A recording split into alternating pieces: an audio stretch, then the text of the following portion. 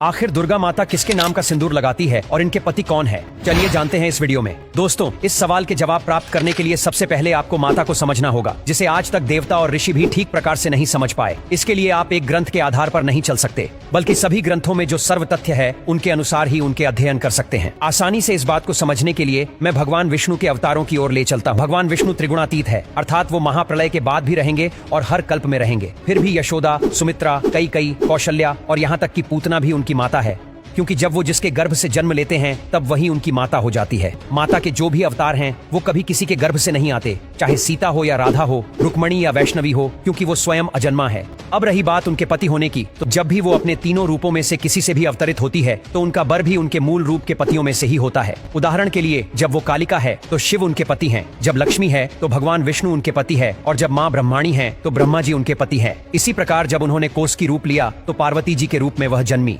इसलिए भगवान शिव को ही उन्होंने पति माना। जब उन्होंने छिंद मस्तिका और भुवनेश्वरी सहित 10 महाविद्याओं का रूप लिया तो इन रूपों का आधार देवी पार्वती है। इस कारण इनके पति भगवान शिव हैं। माता के अधिकतर कथाएं जो कि पौराणिक है हम तक पहुंची है, जो महर्षि मार्कंडे जी के द्वारा रचित है। मार्कंडे ऋषि शिव जी के बहुत बड़े भक्त थे, इसलिए माता पार्वती से जन्मे माता के रूपों का अधिक वर्णन उन्होंने ही किया है। जिस माँ दुर्गा के रूपों का वर्णन मार्कंडे जी करते हैं, जिसमें वह सिंह पर सवार हैं और हाथों में कई शस्त्र लिए हुए हैं, शायद ये रूप महिषासुर मर्दनी का है, जिसका आदि स्रोत भगवान शिव का क्रोध है।